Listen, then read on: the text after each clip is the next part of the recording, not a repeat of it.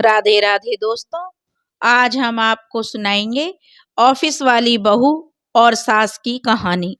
अगर आप हमारे चैनल पर नए हैं तो प्लीज हमारे चैनल को सब्सक्राइब करें, वीडियो को लाइक करें और शेयर करें। पार्वती देवी अपने बेटे और बहू के साथ रहती थी। पार्वती देवी की बहू ऑफिस में काम करती थी और आज जैसे ही उनकी बहू नेहा अपने ऑफिस से घर वापस लौटी तो अपना बैग मेज पर पटक कर मुंह बनाते हुए सीधे रसोई घर में चली गई। आज फिर से काम करते करते वह गुस्से में बड़बड़ाई जा रही थी। ना जाने क्या चाहते हैं ये लोग मुझसे। घर की बहू तो सारा काम करना क्या सिर्फ मेरी ही जिम्मेदारी है? अरे मेरी सास तो मेरे आने के बाद ऐसे महारानी बनकर बैठ जाती है जैसे मेरी शादी से पहले इस घर में उनके आसपास नौकर चाकर मंडराते रहते थे। आखिर किस जन्म की दुश्मनी निकाल रही हैं? अरे मुझे तो यह भी समझ नहीं आता, अगर मेरे साथ घर का थोड़ा बहुत काम करवा लेंगी तो कौन सा पहाड़ टूट पड़ेगा? क्या इनके हाथ पैर घिस जाएंगे? आखिर मैं भी तो इंसान हूँ। दिन भर ऑफिस में काम करके थक हारी घर आती हूँ और घर आते ही रसोई के काम में जुट जाती हूँ। और यहाँ तो सासू जी को तो रामायण पढ़ने से ही फुर्सत नहीं है और कुछ नहीं सोचता तो सहेलियों के साथ टहलने निकल जाती हैं। बड़बड़ाते हुए नेहा बर्तन धोने लगी और एक के बाद एक बर्तन जोर जोर से पटकने लगी थी। अब जो पार्वती देवी समझ गई अपनी बहू के गुस्से का कारण, क्योंकि वह भली भांति जानती थी, लेकिन उन्होंने कोई भी प्रतिक्रिया नहीं दी। आखिर वह भी कितना देर तक काम करती? बहू के ऑफिस जाने के बाद सुबह से लेकर शाम तक घर गृहस्थी का सारा काम करते करते वह भी बुरी तरह थक जाती थी। इसलिए शाम के वक्त वह केवल अपने लिए ही कुछ समय निकालती थी। दरअसल आज के जमाने की एक मॉडर्न लड़की थी नेहा। पढ़ी लिखी भी बहुत अच्छी थी। पढ़ लिख कर एक आत्मनिर्भर महिला बनना उसका सपना हुआ करता था। इसलिए जब उसकी पढ़ाई लिखाई समाप्त हुई तो उसने नौकरी के लिए आवेदन देना शुरू कर दिया। और जब पार्वती जी के बेटे जो आकाश के साथ उसका विवाह तय किया गया तो यह बातें उसने सबके सामने जो स्पष्ट रूप से जाहिर कर दी थी कि विवाह हो जाने के पश्चात अगर कहीं अच्छी नौकरी मिली तो उसके नौकरी करने से किसी को कोई ऐतराज नहीं होना चाहिए। इस बात से आकाश को भी कोई परेशानी नहीं थी, ना ही आकाश के माता पिता को इससे कोई आपत्ति थी कि उनकी बहू नौकरी पेशा हो। बड़ी हंसी खुशी के साथ शादी की सभी रस्में पूरी हुई थी और आखिरकार नेहा इस घर में बहू बनकर आ गई थी। अपनी नौकरी के लिए उसने कोशिशें जारी रखी थी और अभी विवाह को 5 महीने ही हुए थे कि नेहा को एक अच्छी नौकरी मिल गई थी। नेहा नौकरी लगने से बहुत खुश थी, लेकिन पार्वती जी ने सब परिवार वालों के सामने एक बात स्पष्ट तौर पर कह दी थी कि बहू के नौकरी करने से मुझे बिल्कुल भी कोई ऐतराज नहीं है, परंतु अब पूरे घर का कार्यभार अकेले संभाल पाना मेरे बस की बात नहीं है। इसलिए बहू को घर के कामों में भी मेरा हाथ बटाना होगा। पार्वती जी की इन बातों को सुनकर परिवार के सभी लोग आश्चर्यचकित रह गए थे और नेहा को तो जैसे काटो तो खून नहीं।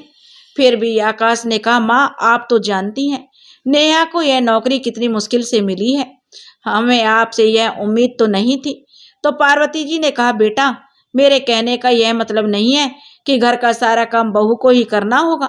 मैं तो केवल इतना ही कहना चाहती हूँ, मेरी अपनी भी कुछ सीमाएं हैं। उम्र बढ़ने के साथ मेरी भी कार्य क्षमता धीरे धीरे कम हो रही है, इसलिए पूरे दिन का काम तो मुझसे नहीं हो पाएगा। हाँ, जितना बन पड़ेगा उतना जरूर करूँगी। इधर नेहा अपने सपनों के साथ कोई समझौता करना नहीं चाहती थी, इसलिए उसने घर की साफ सफाई और झाड़ू पोछा के लिए एक काम वाली बाई लगा ली थी। लेकिन बहू की अनुपस्थिति में घर का बाकी सारा काम उसकी सास पार्वती जी को ही संभालना पड़ता था।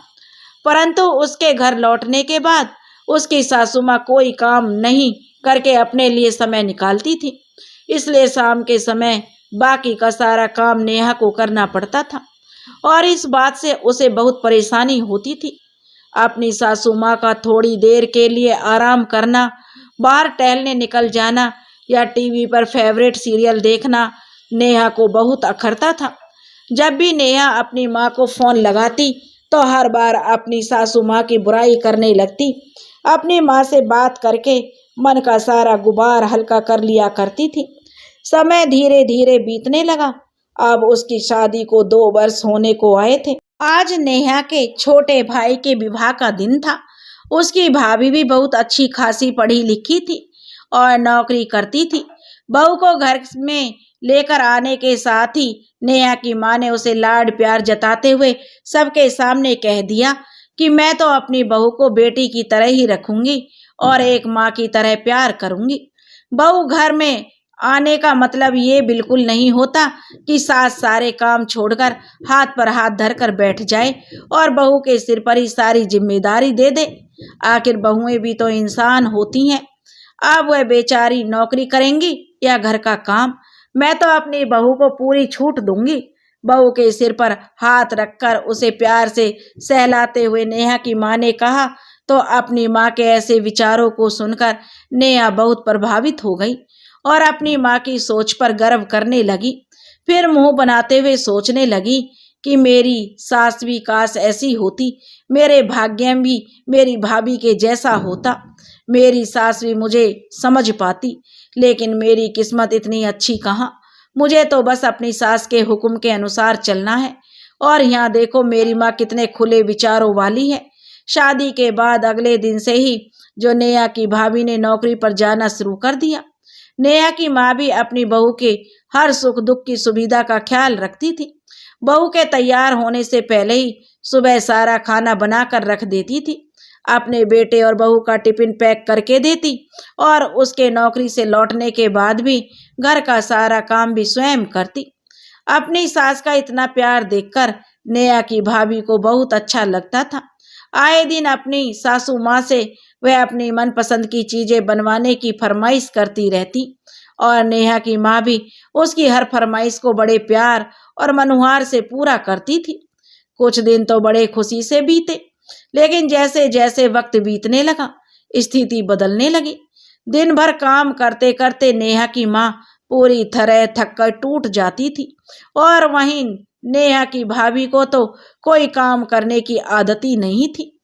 नेहा ने कितनी बार अपनी माँ को फोन लगाया, लेकिन उसकी माँ हमेशा यही बात कहकर फोन काट देती थी, बेटी अभी मुझे बहुत काम है, मैं तुमसे बाद में बात करती हूँ। एक दिन नेहा की माँ जब घर का काम करके थक हार कर शाम के समय बिस्तर पर लेटी थी तो नेहा का फोन आया। फोन उठाते ही नेहा की माँ ने कहा, हेलो नेहा बेटी, कैसी हो तुम और घर पर सब लोग तो ठीक है ना। इतने दिनों बाद माँ से बात करने का मौका मिला था नेहा को, तो नेहा फिर से अपनी परेशानियों का पिटारा उठाकर बैठ गई। कहने लगी, क्या बताऊं माँ, आधा घंटा पहले ही नौकरी से थकी हुई घर लौटी हूँ, अब घर का काम भी तो करना पड़ेगा। आप तो भाभी को पूरा आराम करवाती हो, लेकिन मेरी सासू माँ को तो देखो, मेरे नौकरी से घर लौटने की देर थी कि अपने कमरे में तैयार होकर बाहर निकली और यह कहकर चली गई कि मुझे ब्यूटी पार्लर जाना है। अब इस उम्र में इन्हें सजने संवरने का शौक चढ़ा है। अगर इतना ही समय था इनके पास तो रात का खाना ही बना लेती, मुझे भी थोड़ा आराम मिल जाता। अच्छा माँ, एक बात तो बताइए, अब तो आप मुझसे बात ही नहीं करती हैं। भाभी को माँ की तरह प्यार देते देते कहीं अपनी बेटी को तो नहीं भुला दिया। नेहा का इतना कहने की देर थी कि उसकी माँ की आंखों में आंसुओं से जो सरोबार हो गई और वह फूट फूट कर रोने लगी। माँ के रोने की आवाज सुनकर नेहा का कलेजा कांप उठा। वह बोली, क्या हुआ माँ, आप क्यों रो रही हो? भाभी से कोई बात हुई है क्या? सब ठीक तो है ना? बेचैन होते हुए नेहा बोली। तो फिर उसकी माँ ने कहा, बेटी मुझे तो कुछ समझ नहीं आता, मैंने तो तेरी भाभी को हमेशा अपनी बेटी की तरह माना है। बहू को कोई तकलीफ ना हो इसलिए सारा दिन मैं घर का काम में लगी रहती हूँ, लेकिन फिर भी तेरी भाभी को मेरी कोई कदर नहीं है। घर का कोई काम करना तो दूर, वह तो रसोई घर की तरफ देखती तक नहीं है। मुझे तो ऐसा लगता है कि मैं तो इस घर में केवल एक काम वाली बाई बनकर रह गई हूँ। हर काम के लिए वह तो बस मुझ पर ही हुक्म चलाती है, एक गिलास पानी भी खुद उठकर नहीं पीती है। अरे उससे तो तेरे भाई के लिए भी खाना नहीं बनाया जाता। सुबह सुबह उठकर रसोई घर का सारा काम मैं ही करती हूँ और उसका टिफिन तैयार करके मुझे ही थोड़ी देर भी हो जाती है तो मुझ पर ऐसे भड़क पड़ती है जैसे मैं उसकी नौकरानी हूँ। मुझे तो कुछ समझ नहीं आ रहा बेटी कि मैं क्या करूं। अपनी माँ की यह बात सुनकर नेहा हैरान रह गई।